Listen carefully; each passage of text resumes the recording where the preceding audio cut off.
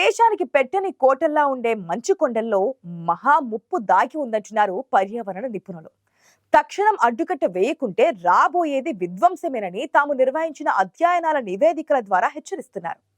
విధ్వంసాలంటే అప్పుడెప్పుడో అమెరికా భారత్ కలిసి సంయుక్తంగా నెలకొల్పాలనుకుని పొరపడిన వదిలేసిన యురేనియం పరికరం కాదు. దాని గురించి ఇంకా తెలియనే లేదు.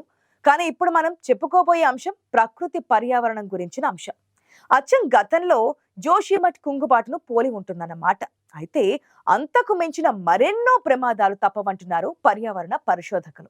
భూకంపాలు, కొండ చర్యలు, అవలాంచుల ముప్పు ఉందంటున్నారు.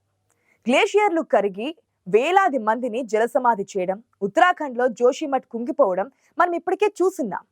అంతకు మించిన విధ్వంసాలు ఎదురు కానున్నాయనే సంకేతాలు వెలువడుతున్నాయి. హిమానీనాథాలు కరిగిపోవడం, సరస్సులు మాయమవడం, శాశ్వత మంచు ప్రాంతాలపై ప్రభావం పడడం వంటి విపత్తులు భవిష్యత్తులో తప్పకపోవచ్చునని అంటున్నారు. ఇందుకు కారణం మానవ తప్పిదాలే అంటున్నారు పరిశోధకులు. ఆ తప్పులు మరెక్కడో కాదు, చైనా, భారత్, హిమాలయాల్లోనే జరుగుతున్నాయి. సరిహద్దుల విషయంలో వివాదం కారణంగా ఈ భూమి మాదంటే మాదంటూ పోటీలు పడి సాగిస్తున్న నిర్మాణాలే ఇందుకు కారణమంటున్నారు. దేశానికి రక్షణ అవసరమే, శత్రు దేశాలను ఎదుర్కోవడానికి ప్రయత్నాలు చేయాల్సిందే. కానీ అంతకంటే ముందు మొదటికే మోసం లాంటి ఉపద్రవాలను కూడా లెక్కల్లోకి తీసుకోవాలని వారు సూచిస్తున్నారు. నిజానికి చాలా కాలంగా అందమైన హిమాలయపు మంచు కొండల్లో ఈ రకమైన ప్రమాద ఘంటికలు మోగుతున్నాయి. పెద్ద పెద్ద సొరంగాల నిర్మాణాలు, రైల్వే లైన్లు, రహదారుల నిర్మాణాలు ఇరువైపులా జోరుగా జరుగుతున్నాయి. మరి వీటన్నిటి వల్ల వచ్చే సైడ్ ఎఫెక్ట్లను కూడా ఎవరూ పట్టించుకున్న పాపాన పోవడం లేదు. భారత్, చైనా పోటాపోటీగా హిమాలయాల్లో నిర్మాణాలు అక్కడి భౌగోళిక పరిస్థితులను డిస్టర్బ్ చేస్తున్నాయి. ఏ దేశానికి ఆ దేశం తమ వాణిజ్య అవసరాలు, సైనిక అవసరాల కోసం హిమాలయాల్లో కొండల్ని తొలగిస్తున్నారు. ఇది చాలా తప్పు అని అంటున్నారు శాస్త్రవేత్తలు. హిమాలయాలకి రెండు వైపులా ఈ కార్యక్రమాలు నిరాటంకంగా కొనసాగుతూనే ఉన్నాయి. ఈ నిర్మాణాలు ప్రకృతి పరంగా రాబోయే రోజుల్లో పెను ప్రమాదానికి దారి తీయబోతుందన్న ఆందోళనలు ఎక్కువైపోతున్నాయి. 2020లలో గాల్వాన్లో ఘర్షణల తర్వాత ఇరు దేశాలు సైనిక అవసరాల కోసం హిమాలయాల వెంబటి వంతెనలు, అవుట్ పోస్టులు, హెలీప్యాడ్లు విస్తృతంగా నిర్మిస్తున్నాయి. చైనా ఏకంగా చిన్న చిన్న నగరాలనే కట్టేస్తూ అక్కడికి రైల్వే లైన్లు కూడా నిర్మిస్తోంది. అందుకు కావాల్సిన సొరంగాలను నిర్భయంగా తవ్వేస్తోంది. అలాంటిదేమీ లేవని ఖండిస్తున్నప్పటికీ ఉపగ్రహ ఛాయా చిత్రాలు ఆ విషయాలను బయట పెడుతున్నాయి. భారత్, చైనా దేశాల మధ్య 3500 కిలోమీటర్ల పొడవునున్న వాస్తవాధీన రేఖ వెంబడి అది కనిపిస్తూ ఉంటుంది. ఆ రేఖ వెంబడి ఈ రకమైన ముప్పు అధికంగా ఉందని అధ్యయనాలు హెచ్చరిస్తున్నాయి. ఉత్తరాఖండ్లో సెప్టెంబర్, అక్టోబర్ మాసాల్లో NH7 జాతీయ రహదారిపై ప్రతి కిలోమీటర్కి ఒక కొండ చర్య విరిగిపడి రహదారులు మూతపడడం సర్వసాధారణంగా మారింది. భారత్లోని హిమాలయాల్లో, ఉత్తరాఖండ్లోనూ, అటు చైనా వైపు హిమాలయాల్లోనూ అత్యధిక ముప్పు పొంచి ఉంది. మౌలిక సదుపాయాల పేరిట చేపడుతున్న కార్యక్రమాలు శాశ్వత మంచు పర్వతాలను సైతం కుదేలు చేసే రోజులు వచ్చేస్తున్నాయి. అవలాంచెలు అంటే హిమ ఉత్పాతాలని అర్థం. కొండ చర్యలు విరిగిపడడం, భూకంపాలు అత్యంత సాధారణంగా సంభవించే రోజులు దగ్గర పడుతున్నాయని క్రయోస్పియర్ జర్నల్ ఒక నివేదికలో వెల్లడించింది. ఒకసారి ఏ దేశం ఏ నిర్మాణాలు చేపట్టిందో చూస్తే టిబెట్ పీఠభూమిలో 9400 కిలోమీటర్ల మేరకు రోడ్డు నిర్మాణం జరిగింది. అటు 580 కిలోమీటర్ల పొడవున రైల్వే లైన్ కూడా ఆపరేషన్లోకి వచ్చింది. అంటే చైనాలోని జెంగ్డూ నుంచి లాసా వరకు రైల్వే లైన్ నిర్మాణం పూర్తయి ఇప్పటికే సూపర్ ఫాస్ట్ రైళ్లు కూడా నడుస్తూ ఉన్నాయి.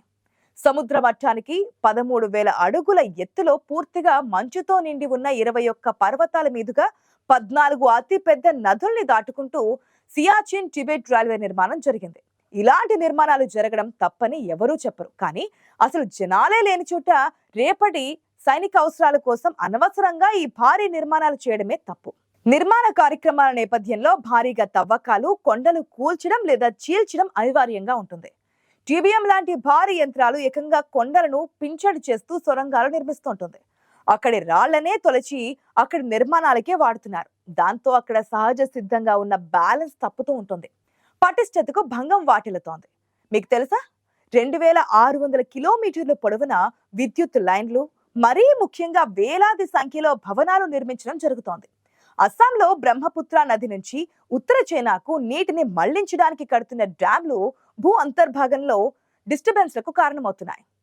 ఒకే చోట భారీగా నీటిని నిలపడం కారణంగా భూభ్రమణంపైనే ప్రభావం చూపిన విషయం చర్చలో ఉంది.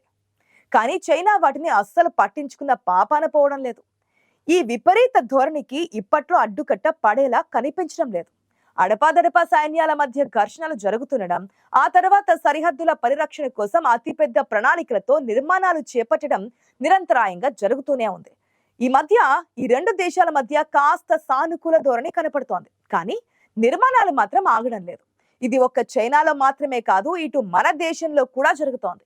ఇలాగే కొనసాగితే 2050 నాటికి ఆ ప్రశాంతమైన మంచు కొండల్లో 38.14% రోడ్లు, 38.76% రైల్వేల నిర్మాణాలు తప్పకుండా జరిగిపోతాయని పర్యావరణ నిపుణులు చెబుతున్నారు. అంతేకాదు 2050 కల్లా 39.41% విద్యుత్ లైన్లు, 20.94% భవనాలు కనిపించనున్నాయని చెబుతున్నారు. ఇటు నేపాల్ వైపు కూడా చైనా అతిపెద్ద ప్రాజెక్టులు నిర్మిస్తోంది.